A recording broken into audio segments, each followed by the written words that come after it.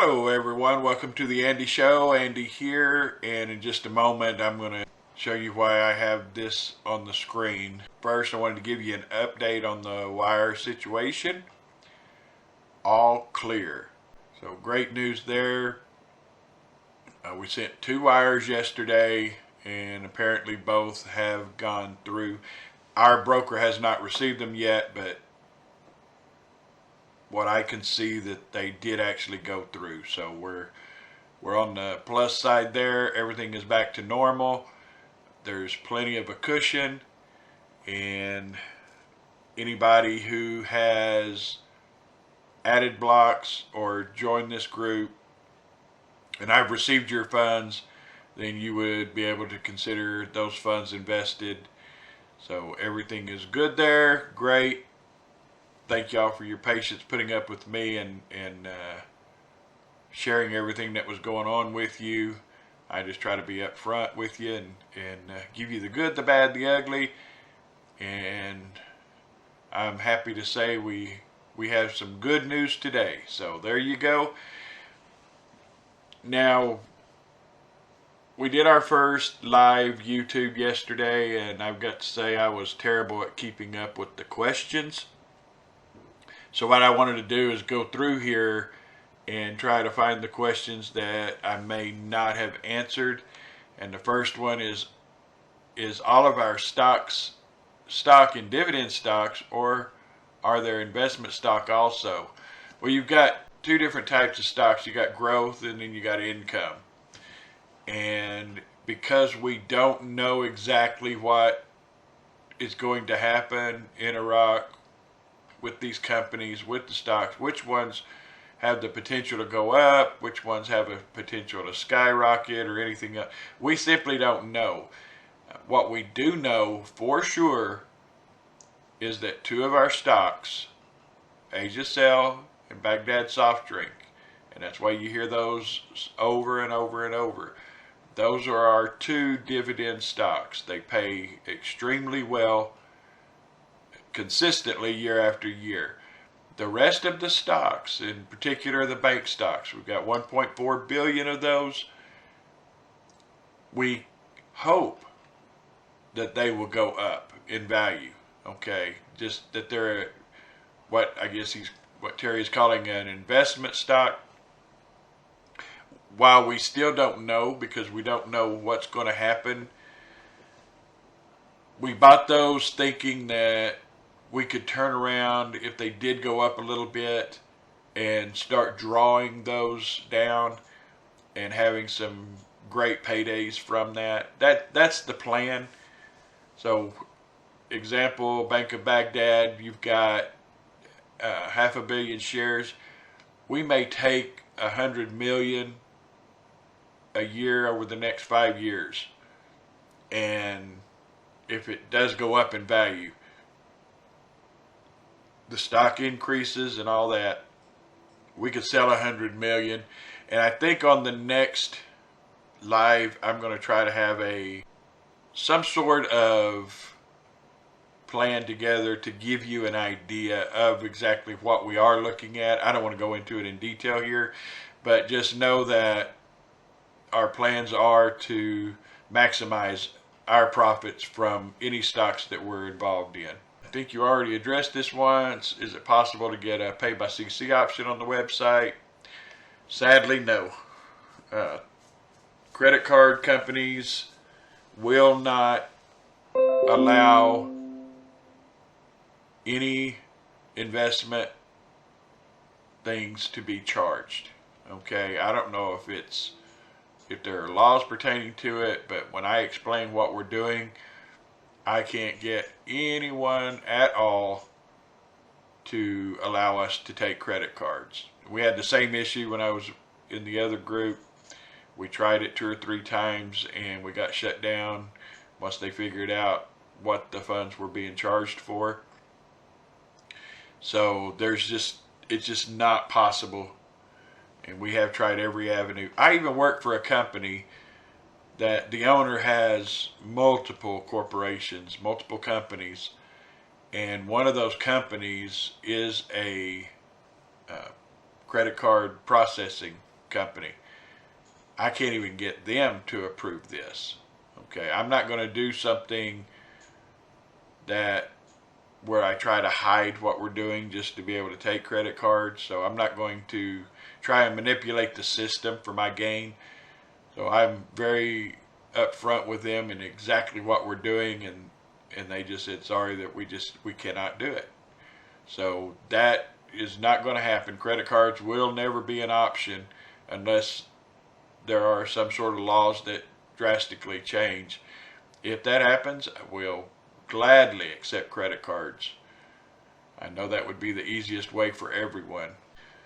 Michael asks, what are the plans for the stocks that don't pay dividends?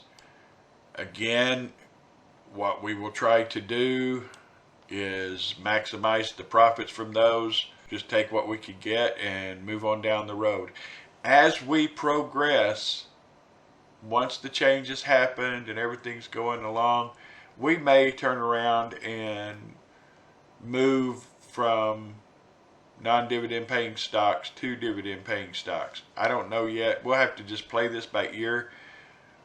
We expect to be able to take a pretty decent windfall from the growth stocks, but again, we don't know post rate change what is going to drive these stocks. So if we get a little into even more stocks, then where one doesn't really do much, it's just there may be another that skyrockets. We just don't know. We don't know the impact that the rate change will have on these companies. So, but our initial plan is if they don't pay dividends, we hope they increase in value enough that it's not just converting dollar for dinar, dinar for dollars. We're hoping that we got these cheap enough that they go up in price some, and we're able to do better than if we had just made a dinar purchase and cashed it in. So we're hoping to maximize the profits, and it's really difficult to give a straight answer because we simply don't know what's going to happen. Okay. Will there be a time to cut off purchasing blocks so it doesn't create unnecessary attention? I think I addressed this one, and we are only cutting off blocks or adding new members the day of a rate change. I know I've answered that multiple times, but I guess it bears repeating that I started this when I was talked into creating this business. I did not want to have to turn people away. If they want to invest and they see this for its potential, then I want anybody and everybody to walk away from this with a boatload of money and being able to help others. I don't want to be the one that said, oh, sorry, you can't get into this group. So it will remain open to new investors, and it will remain open to additional blocks for as long as we are waiting on the rate change. I believe I did answer this one. After the rate change and we've gotten pay and doing well with dividends, how long after will Woolard Enterprises continue before they sell completely, and what takes place after that happens? Once we start paying out dividends, my plan is to do it for at least 10 years.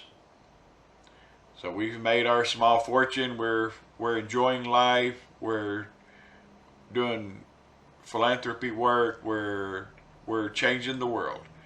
Well, after 10 years, if we've made that kind of money, then we can start selling off our stocks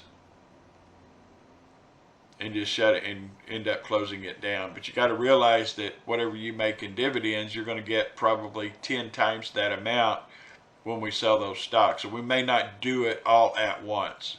We may do it over the course of a year or two. And again, we'll have to see how things are going. You know, if it's producing an unbelievable amount of funds, then, you know, even after 10 years, I may not shut it down. We'll just have to see how it goes. But anything that we do toward closing it down after at least 10 years is going to work the same. We're going to distribute those funds evenly per block, just like we do the dividends. But, you know, I can plan all day long, and without having all the facts in front of me, which of course we don't, there's no way to plan it well enough. It's just like some of the plans that I have for some of the charity work that I'm going to be doing.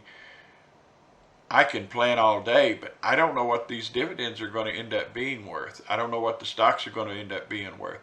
So the plans I make could fall to the wayside because there's not enough coming in.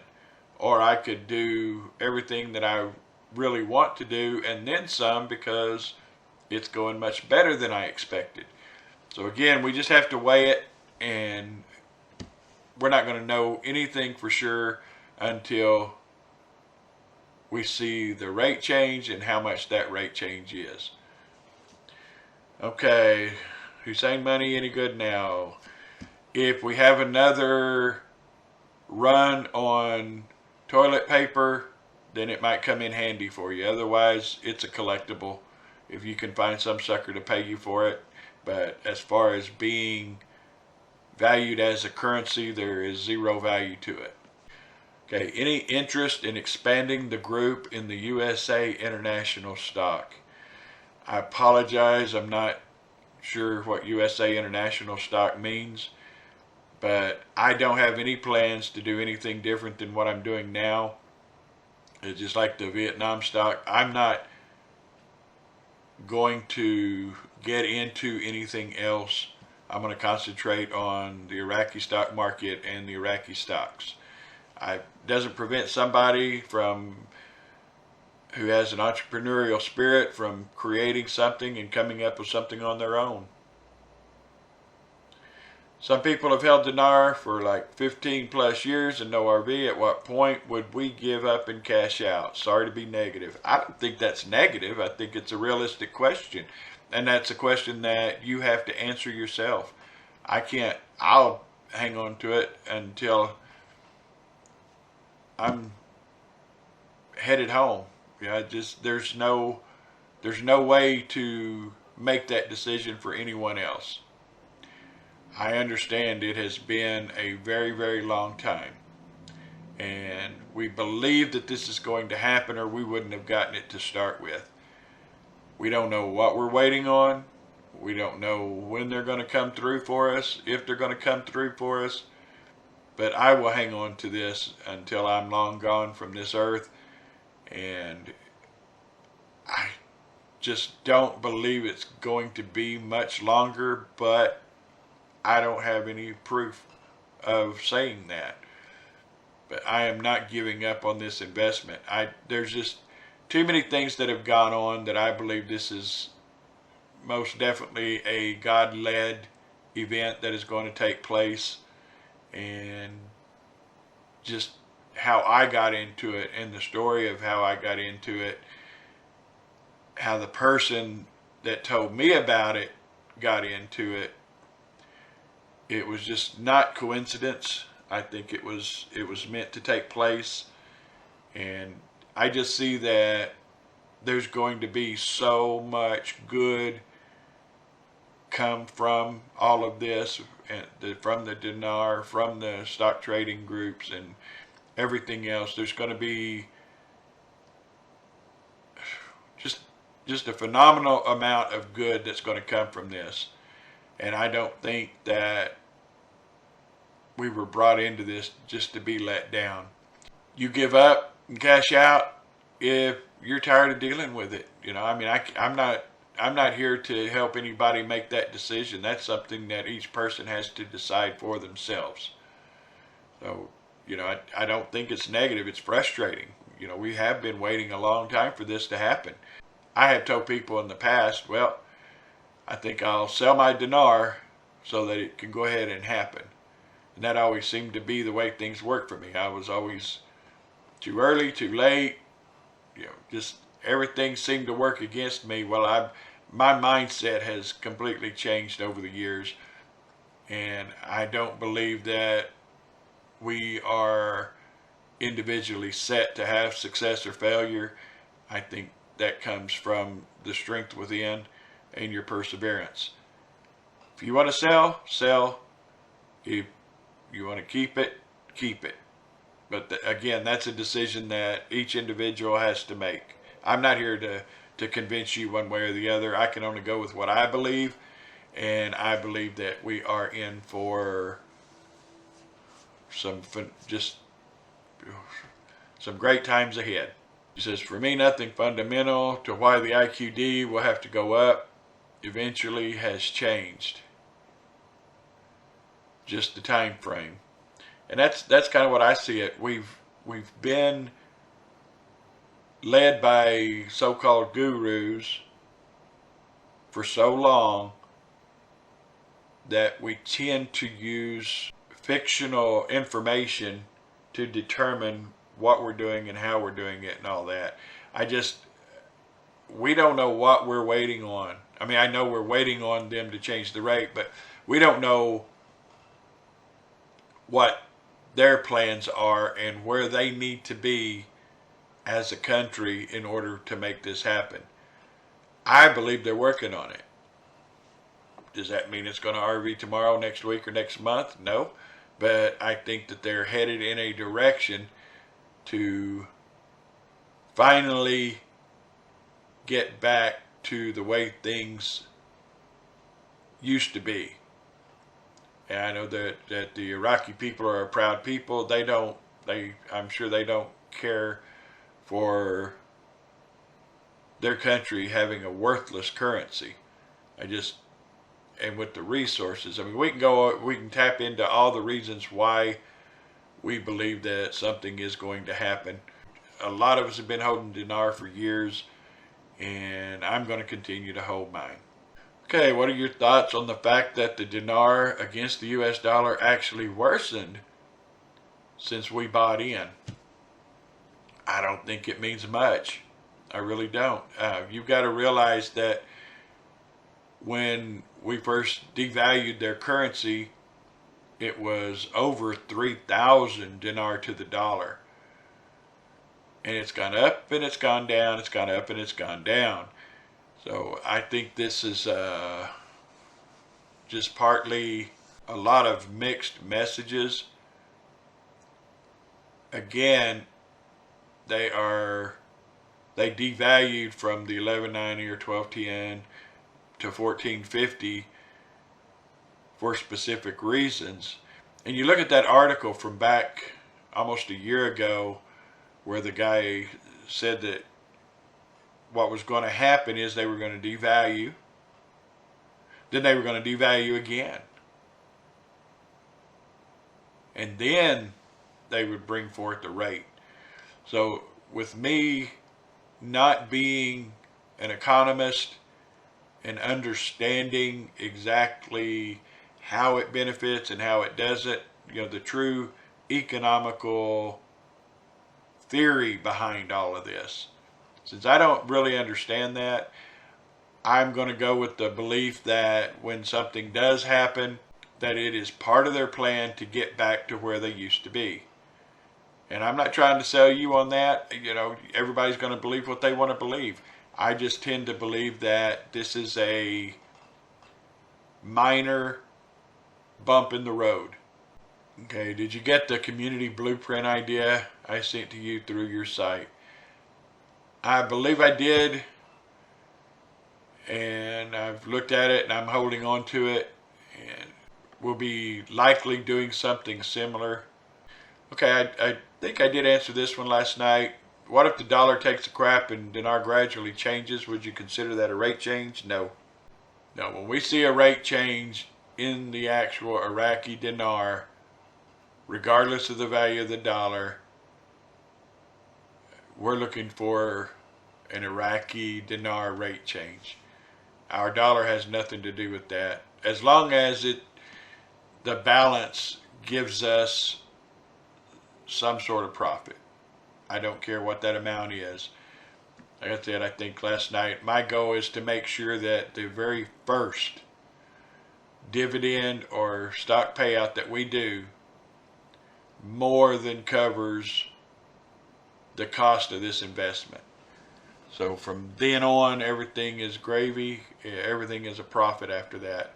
But that's the minimum I want to do, is make sure everybody has gotten their money back. That way nobody can ever feel like they were taken for a ride, or that it was a sham or a scam or anything like that.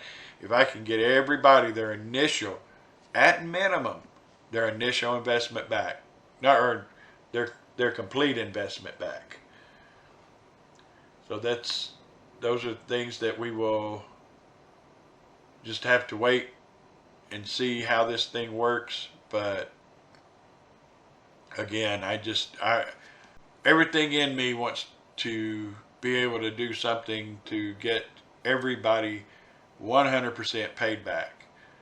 That way, no matter what happens, if it goes south, if this happens, if that takes place, if whatever could happen, then I don't feel like I've not let anybody down, but I haven't caused them to lose anything at all, other than their time invested in this. But at the very minimum, I just want to make sure everybody at least gets all their funds back. I know that probably doesn't make sense, and I truly believe we'll do far, far better than that, mind-boggling better than that, but that is my absolute minimum goal. Okay, again, I'm going to sort of address this again in detail, but Helen asked, do you think having 11 blocks, it would be decent money? Helen, it's virtually impossible without knowing the rate, if that's the case or not. You know, it could be easy that 3 blocks is enough, and we have to determine what decent is. To me, decent money may be one amount, to you another, to someone else even a different amount. It's really difficult to answer a question like that, but what I'm going to do before our next live show is put something together to help give people an idea of exactly what each block will do based on certain criteria, and I'm going to try my best to have that put together. Like I said, I don't have a date for another show yet, but probably going to try to do one about every 2 weeks, and the next one I want to take a serious look at the potential of each block. Okay, I think I did cover most of the questions, and I appreciate so much you guys being a part of this. We'll keep playing it by ear. I promise to get better at this online thing and watch this a little closer, even with Roselle's help. Thank you so much, Roselle, for helping. But he was even reposting questions, and I was still off in my own little world, I guess. But I just wanted to make sure that everybody had their questions answered, and know that we're back to normal as far as the wires are going. So thank you all for putting up with my stress during the last few days and trying to make sure that we weren't getting shut down for whatever reason. I'm just so thankful that it did get worked out. Everything seems to be back to normal, and we won't see the results of any of this or any of the stock purchases probably until at least Monday. So there's not going to be the stock update because they're closed, of course, today and tomorrow, and I think this is the last Sunday. I can't